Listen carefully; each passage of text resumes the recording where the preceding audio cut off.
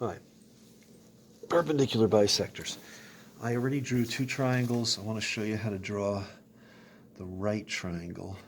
I'm getting an index card here, and all I'm aiming for is achieving drawing one right angle,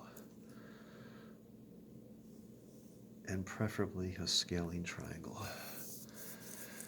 So here we go. Now, whoops, right down to here. Okay, now the trick is on bisectors, again, we need a midpoint for every single side. So let's find the midpoints. So, whoops. So let's see, you got 7 and a little bit, so that's 3.5 and a little bit, right about there. And this is going to be 6.4, so you got 3.2 right there. And 7.2, so that's 3.6 right there. Middle of 5.4 is 2.5 plus 2. 0.2, there you go. And that's about 10, so 5 is a midpoint. And 8.4, so it's 4.2. Okay, so we got all those midpoints. Let's go over here. 6, that's 3. This is 9 and a little bit. That's 4.5 and a little bit. 4.6. And about 2.1 on that for a midpoint. Okay, so let me make sure this is still centered. Yeah, we're good. Okay, so now we've got midpoints. So let's mark this as midpoints. So these two segments are congruent to each other. This is a midpoint. We're good. Do it again over here.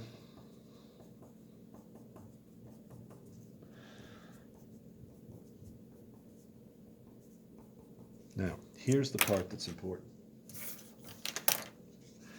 We found the midpoints, which helps us, identify where a bisector intersects a line. What we need to do is make sure it's perpendicular. That's why we got a note card.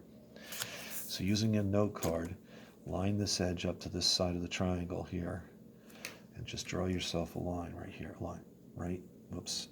Hang on a second, I gotta move my hand around the tripod. There you go. And you'll see that we're focusing on the fact that this is a right angle here. And it doesn't necessarily go to the opposing vertice. Let's do this one here. Again, a right angle. Draw off of there. There you go. And now all three of these line segments should intersect at a common point. And that point of concurrency is the circumcenter. So let me label that here. This is A, B, C, D, E, F, and the point of concurrency is G. Let's make a little note about that. G is the circumcenter. Okay, and the special thing about the circumcenter is that this point is equidistant from each one of these vertices. Okay, let's draw the rest of these. Now on a right triangle, let's draw the altitudes with a red pen in this time. Pencil, excuse me. So there is one perpendicular bisector. Here's another one. Okay, and then finally, this one right here, this point, that's the midpoint. Right there. So we got a right angle here. It's a little hard to draw the right angle here when you've got these competing line segments here, but there you go. This is G, this is the circumcenter. Okay, then over here, let's draw this one.